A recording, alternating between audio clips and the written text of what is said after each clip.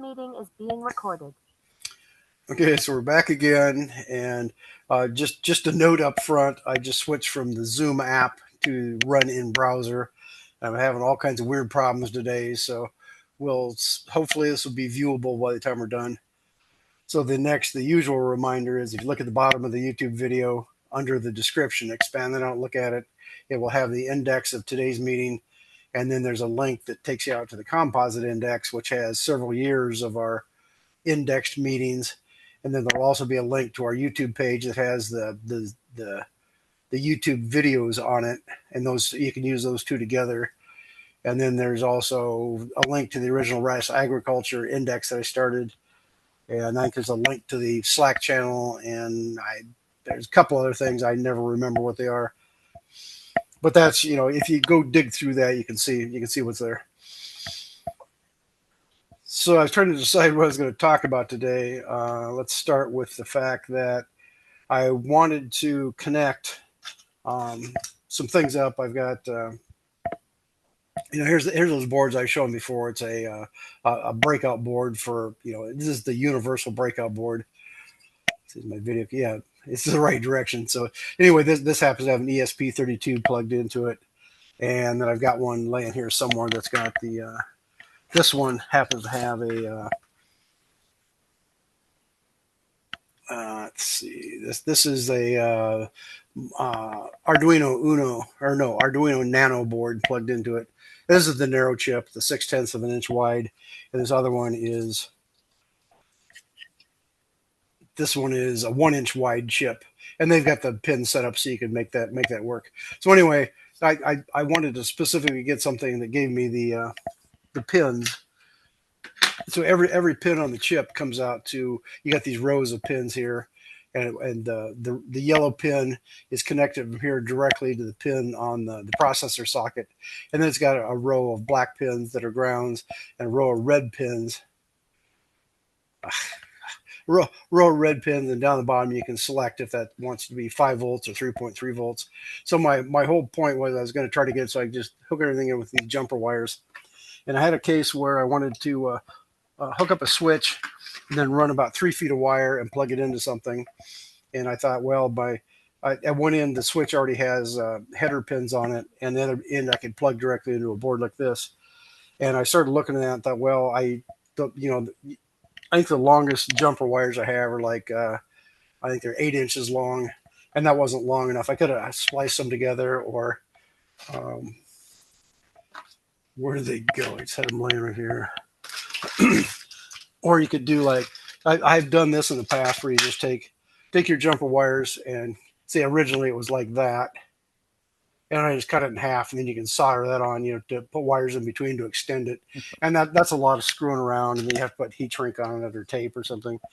And I thought, well, when I was going through the whole, the Black Friday fiasco, I found these crimpers that claim they will do the DuPont connectors, and the DuPont connectors are the, where you got the the connectors on the ends of these wires. They just call these DuPont jumpers, and I'm not quite sure why.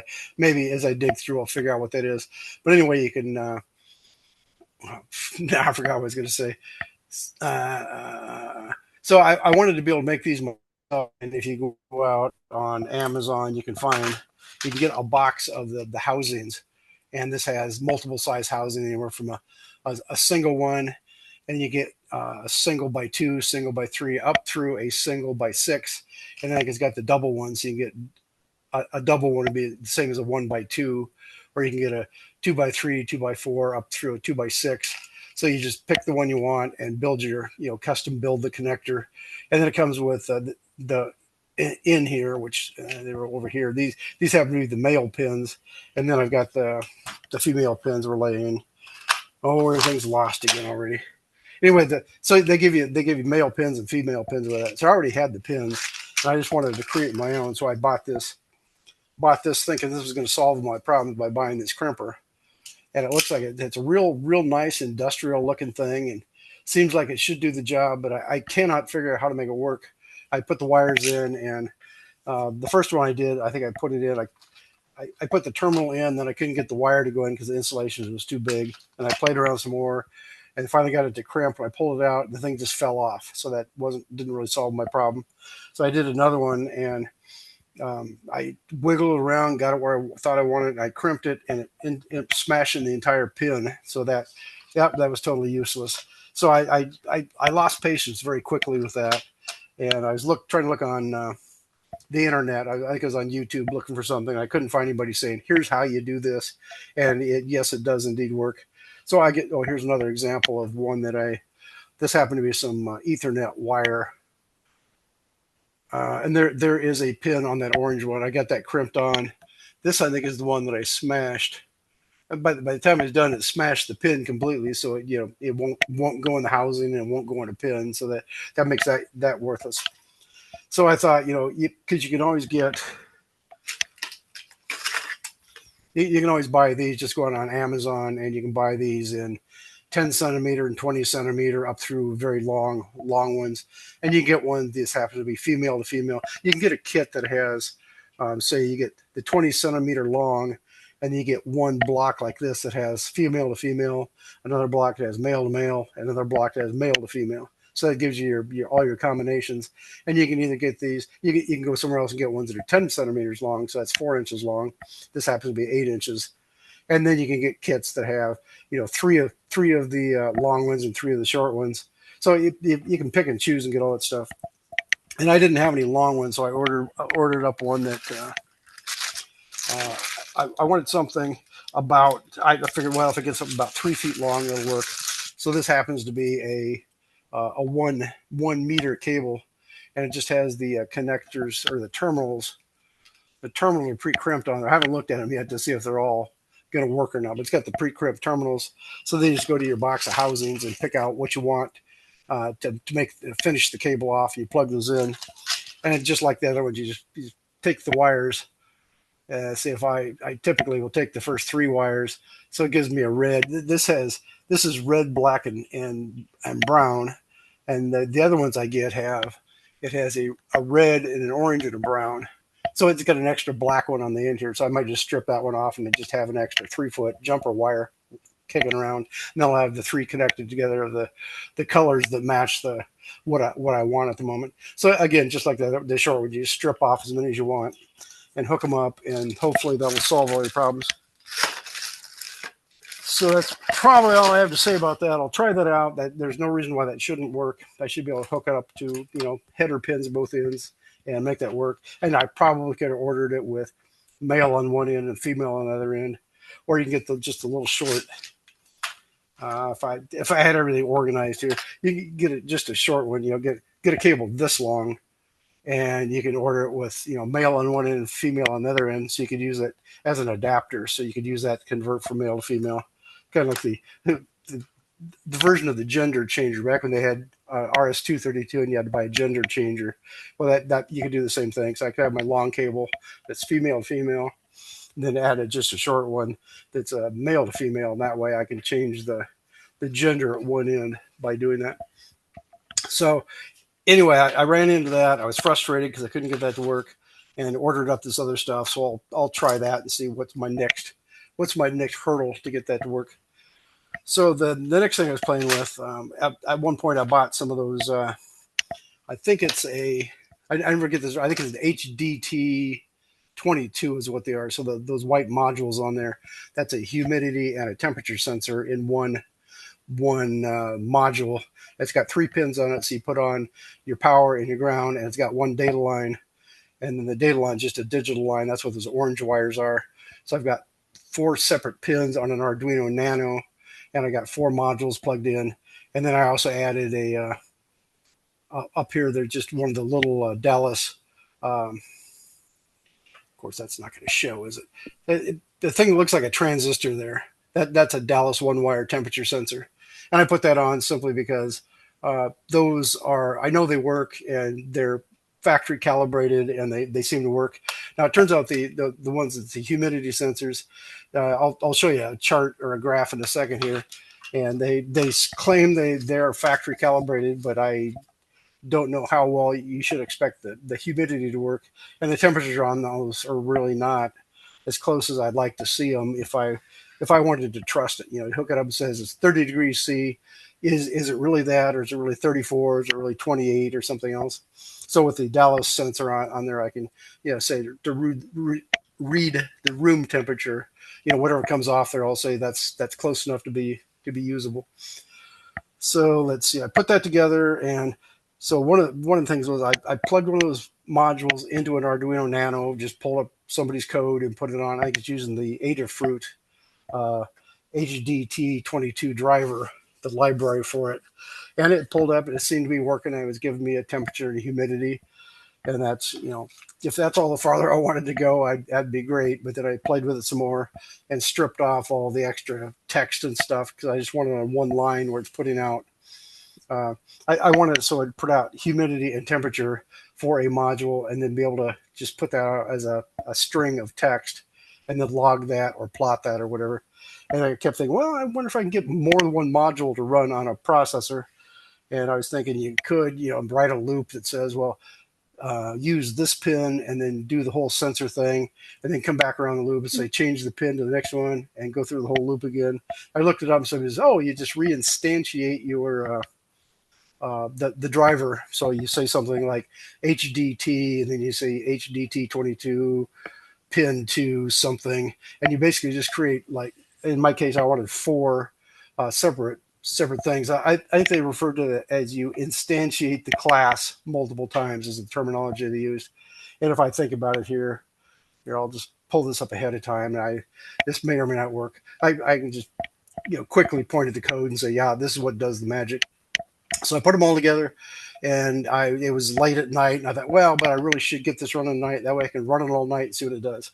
So I hacked it up and got it to the point where it was reading four of the modules, and each module was reading the humidity and the temperature from each one, and just had that going out to a that didn't work. Now we're back to the stuff it's complaining about. So let's see if we can get my screen back here again. Let's see, view full screen. We'll see. I may have totally screwed everything up here. No, it doesn't work either. Okay, so I've got a screen back. This may or may not be working. And I was saying before, I don't know if it does. I do have a record icon showing up on my screen now, so that's something I was wondering about. That is there. So let's see, what was I saying? So I set it up and I ran something overnight, and next morning I checked it. And yep, I had temperatures and humidities. Looked like it was working just like it's supposed to. And then I was playing with it a couple days, and I think I was dumping this stuff out onto the Arduino serial plotter. So, you know, as it goes, it creates a graph while the thing's running. And I thought, well, wait a minute. One of the humidity sensors just jumped by, you know, like 200% or something. And I thought, well, it might just been a bad read. So I stood there and watched it. And no, it read several more samples, and they're all at that higher point. I thought, well, that's odd. I don't even know how it could do that. And then I thought, well, maybe that's just a bad sensor. And about that time, it dropped back down close to where it's supposed to be, and ran for a while. And then after a while, it did that again. I thought, well, so after about a day, I thought, well, I've got, of my 4 sensors, I got 3 that seem to be working, and I'll just ignore that one. I'll put it in a bag and say it doesn't work. But then I was noticing later that it came back, and I noticed then the other 3 sensors would do stupid things like that. And what was really odd was, here, let me see if I can pull up that plot here. Let's go here. Yeah, let's go with this plot. So let's see, how do I get this now? I got to say share screen and say screen 2 and say allow. Can you now see my Excel chart? Yep. Okay, so this is what I noticed was, see, first of all, the green one, the green line here, this one just has an offset from everything else. So I got three sensors here. And if you look on the right, it's got the labels that says column A, B, C, and D. And the blue and the red and the yellow are the first 3 sensors. And if you look at the thing here, you know, most of the time those are pretty much on top of each other coming across here. And I'm assuming you can see my cursor. I think I tried earlier. I could see that. and then the green one is the fourth sensor, and it just simply has an offset all the time, no matter what I do.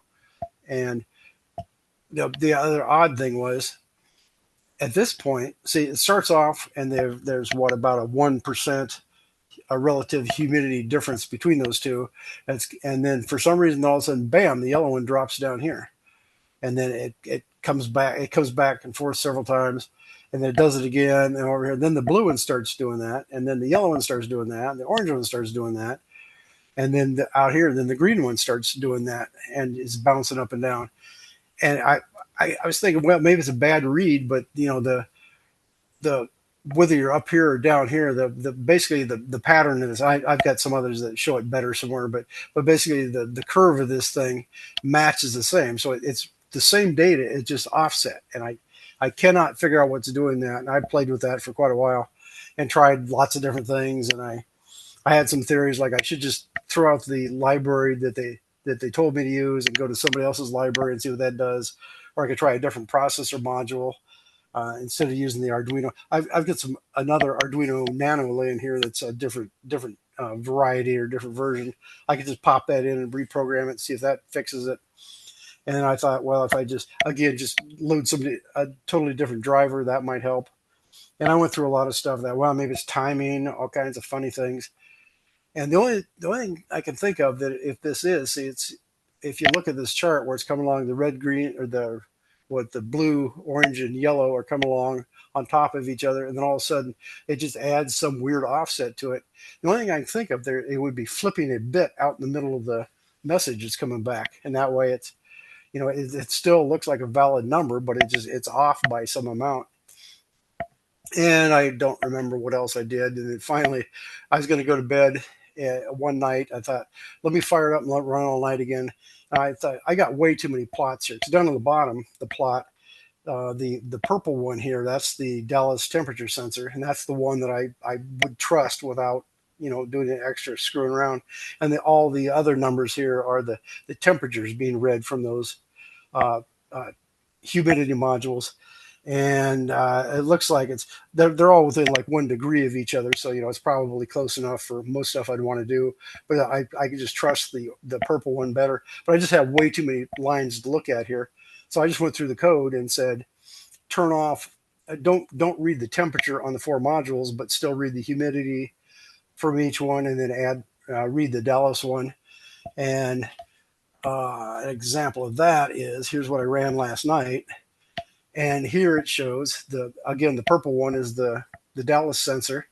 And then here you can see the 4 sensors at the top. The green one always has that offset. Or right here is an interesting thing. I realized if I just blow on the thing, all of the sensors react to that, and you can see it show up in the plot.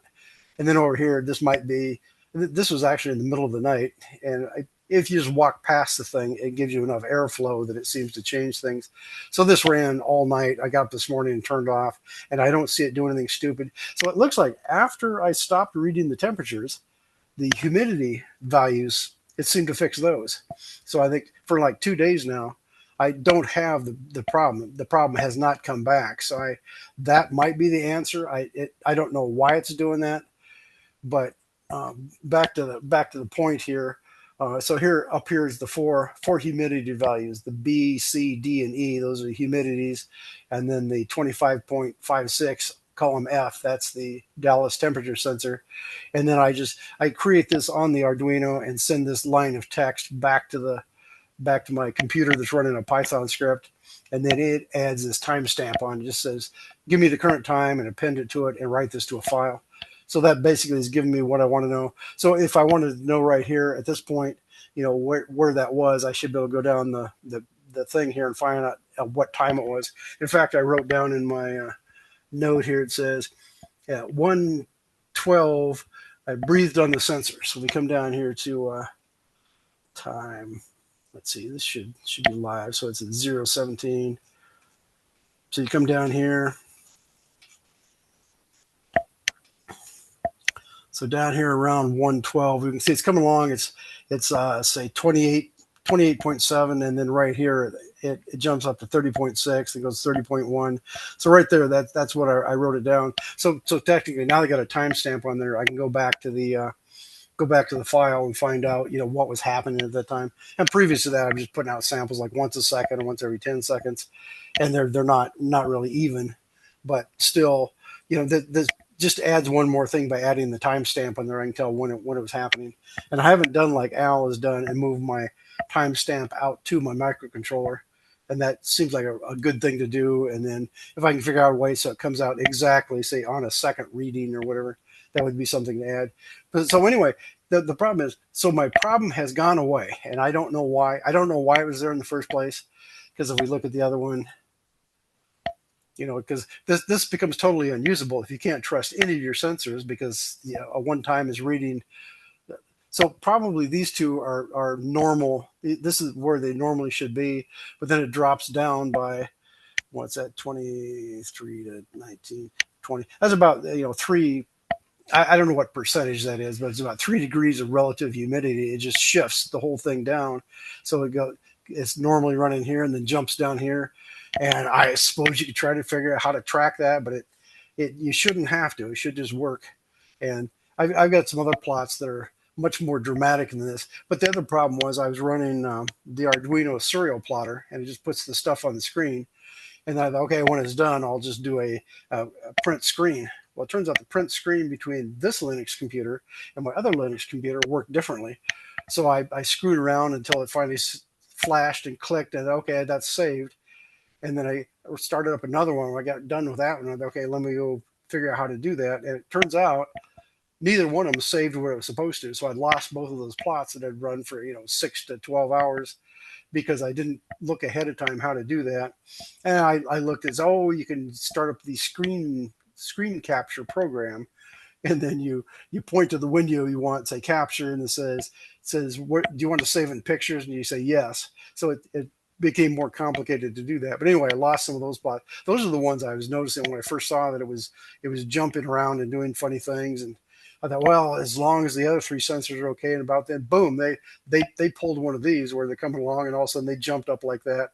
So then I was totally baffled, and that's why I went in like 2 days of trying to track down why is it doing this. And then after I got to the point where, this is like I ran like two or three of these. This was an all night thing that I ran here, and I basically got to the point where they seem to. The problem hasn't come back after I stopped reading the temperature values, and I don't know why. I look on the internet, I can't find anybody else complaining about this, so I can't get their solution.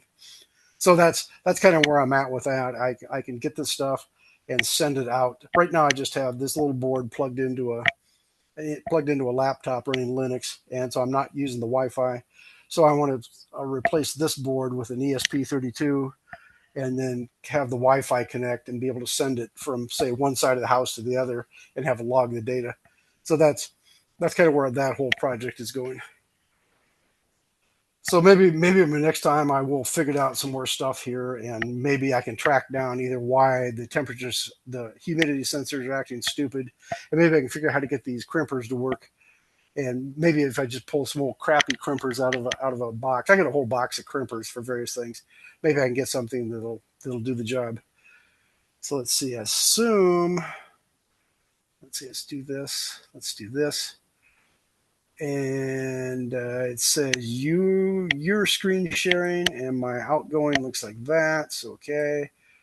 And pardon me for dragging this out, but as I say, I switched from one type to the other. I don't know exactly what it's going to do. So how do I get rid of this now? No, there we go. Okay, so if I say stop screen sharing, okay, so we're still recording. Okay, so I'm done babbling, so we can turn it over to somebody else. Go ahead, Al. Oh, Bob. Okay. Um, let's get Slack.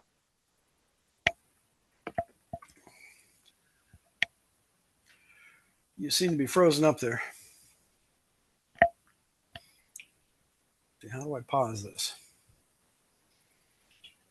Couple things to mention. I think that's the only one.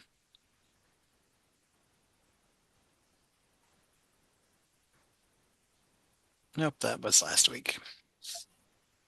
So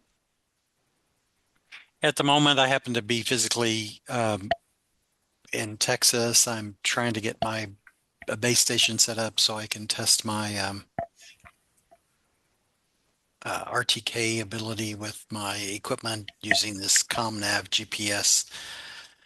Got to get it to output these messages.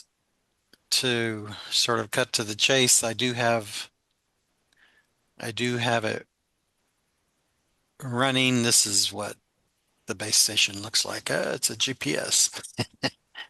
And I've got a couple, you can't see it in this picture, but I've got a couple long extensions connected to these COM ports. We're not seeing any. We're just seeing a desktop. We're not seeing anything. Huh. Let me go back and try to share again. Maybe pick the wrong screen or something. Close that.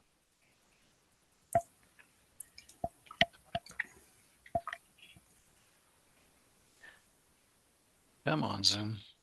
I'm going to put you on pause here a second, partly just to test this out and see what it does. This meeting is being recorded. So this is just a plastic box that I have my GPS unit in. I don't have the up-to-date picture, but these are two COM ports. At the moment, I have a long extension plugged into this and a long extension plugged into this and running about, I don't know, 30 feet out the door to my left, where this is physically situated, and I'm inside on my laptop. I have an ESP32. This is a pinout for serial 2, and I have some of the wires coming out of this going into a RS-232 to UART adapter plugged into the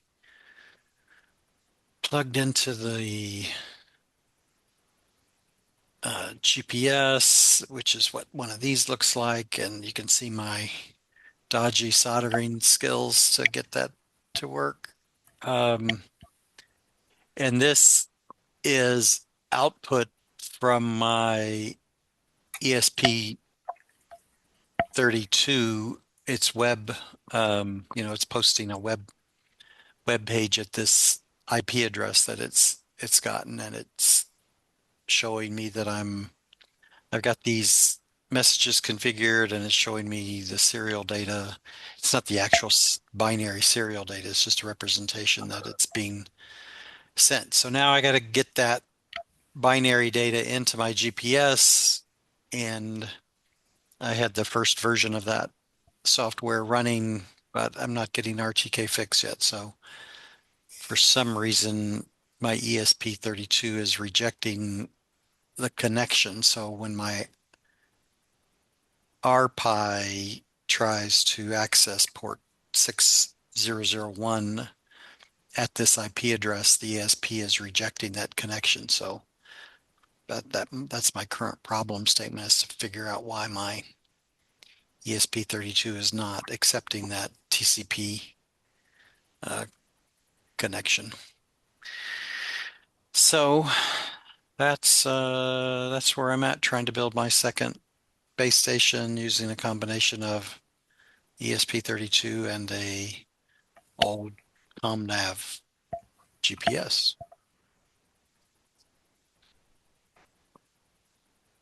Over to you, Bob. Oh, not much progress. Up until now, I've been using the latest operating system for Raspberry Pi, which is called Trixie. But then the chap GPT suggested going back to the previous version, which is called Bookworm. So I've got that done. And I tried downloading the Nvidia image onto an SD card, but it said that I can't do that because I don't have enough memory. It requires 8 gigabytes. But they do offer another solution where you hook your laptop up to the Nano machine, and then somehow you can get all that accomplished and write a card. So I'm just waiting until I can open the box. The other thing I noticed, oh, it's bugging the heck out of me. The other thing I noticed that they use a display port, not an HDMI port, and evidently that display port is for gaming systems and high usage. So that means they have to get a adapter cable to go from display to the HDMI, even though that would probably choke everything down. The other anomaly was that they they recommend using their 19-volt power supply, but everything I've read said, well, it runs on 5 volts. So I don't know why that needs a 19 volt. So I'll have to look into that. Been looking at a lot of YouTubes of people playing with this thing and making small robots. And a couple of people are even putting the chat GPT or the chat API on their machine. But that costs money. And they charge by what they call tokens. So all the communication back and forth is in terms of tokens. And they charge fractions of a penny for each token, and there's different plans. So I won't be doing that. I'll just go through the tutorials once I'm ready and plow my way through that and get frustrated and see how frustrated I can take. And that's about where I'm at.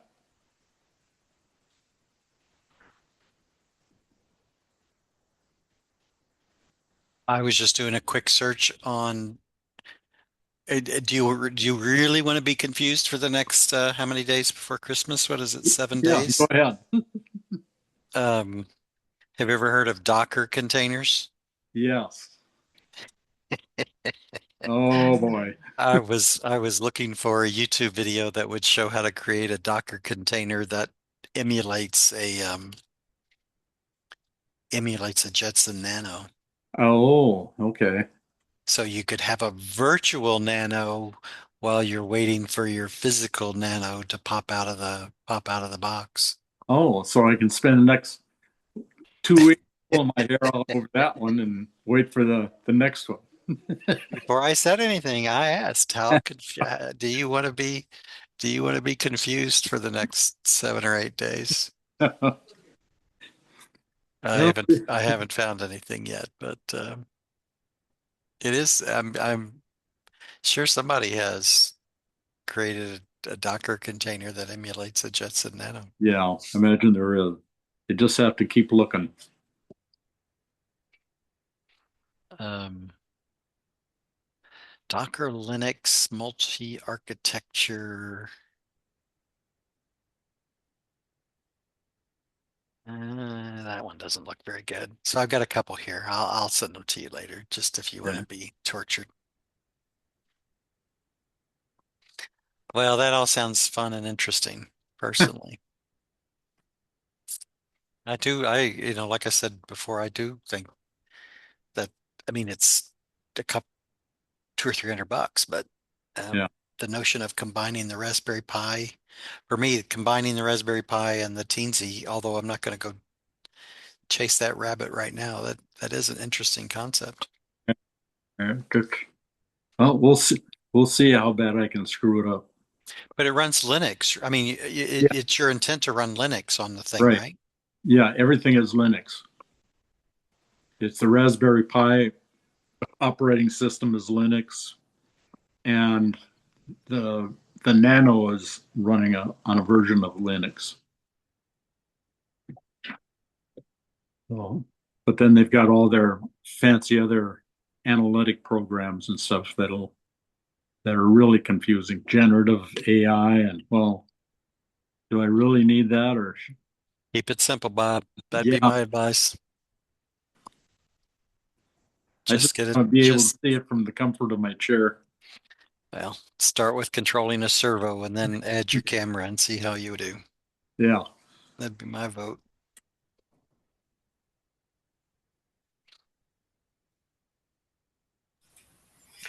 So I thought of a couple extra things here. I also ordered, this is that Dallas temperature sensor, and they claim it's the waterproof model. And you can either get it like this or what just looks like a TO92 transistor package, which is what I just showed you on that other board that I had. So you can either do this, and that way I think it's got a 1 meter cable.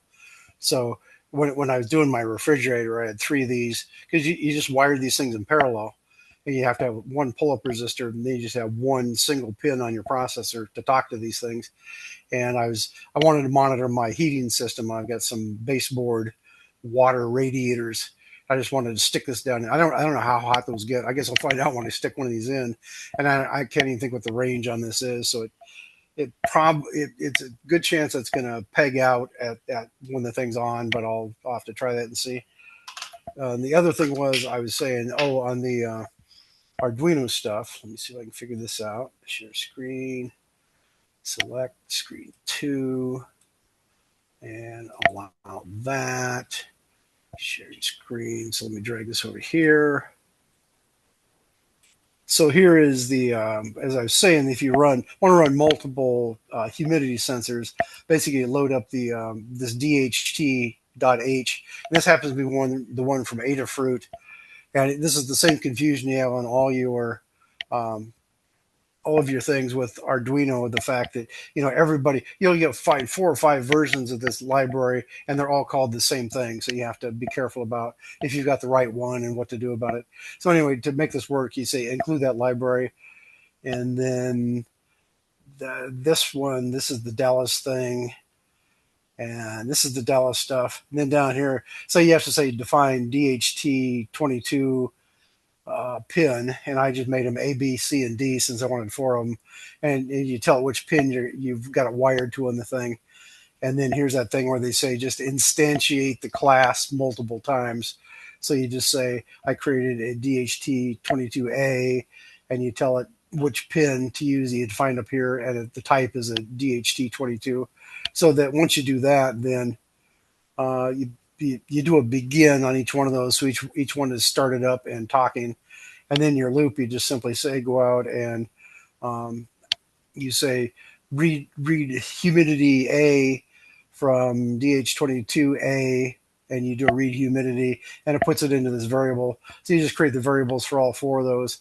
And then down here, I just simply print them out as a single line. And the last thing, I print out the Dallas temperature sensor, and then wait some number of milliseconds. And with 8,500 milliseconds, I have a 1,000 millisecond delay after you say request the temperature of the Dallas stuff, and then read the thing. And then I just got some extra 10 millisecond delays in here because I didn't know. So I don't know if those fixed the problem or the fact that I commented out all the reading temperature fixed my problem. So I should, since I just ran this all night and had absolutely no problems with it, I should go back and put their temperature reading back in and see if the problem comes back. And that way I will at least know where to look to try to make this stuff work. So since I mentioned, you can do this, you just instantiate it 4 times and it works. I've seen that somewhere else. I think on the, possibly I've got a couple of IMUs, the Bosch, was it something 85, BNO 85, no, BNO 55. I think I've got 2 of those. One is from Adafruit and one's just a random one from Amazon. And I think I can use the same trick on that where I just get the driver for those and then instantiate it twice and then run both on the same processor. And that way, I'll have all the data in the same processor, and that would be just a way to get around that. So that's something to keep in mind in the future. If you do fancy programming, normally anything I would write, I wouldn't be able to do this because it hadn't occurred to me you could do this. But that's just one more thing to keep in mind on that. And I guess that's enough to say about that. So let me close that down, and I'm still sharing. Say stop sharing. Okay. And it'll be interesting to go back and watch the video on YouTube when I'm done to see how much like this thing right here. It says you are sharing the screen. See if that shows up. And I know when I run the Zoom app, it likes to hide everything. So yeah, I can see it on my screen, but then it doesn't go out and get recorded. So it'll be interesting to see how this stuff works out. So I think I'm done. I'm done sharing. And let's see. Okay, I'm sure somewhere it told me I was sharing. I'm looking around on my screen for icons to see to see if it's giving me the information I need, and it's real handy. The stuff at the bottom here, that's something to always be in the way, I guess. Since I'm not sharing my screen, you probably can't see that. So anyway, and just I'll make a last check. Nope, no chat's been posted, so I'm okay there. So anybody have anything else? Not All me. set. All good. Okay, I think let's see if I can figure this out here. More record, stop recording. Okay, we'll see what this does. Do I need to look at anything while I'm right here? No. Here, let me look at my settings once it comes up. No, that's just the main settings. So, and again, I was pointing out earlier that I can't control my video the way I could before. Normally, I would click on something and maybe I can pick a different camera here. Recording method, auto. Nah, that's something I'll have to go play with someday. Otherwise, I could go to my camera and say set it HD mode or not, and there's various things. Because right now, I'm not my picture's not filling the screen, and it's not really what I want. But that I'll have to go back and look at that. So let's see how to get back out of here. Settings, more, record, stop recording. Okay, here we go. Stop cloud recording. Okay.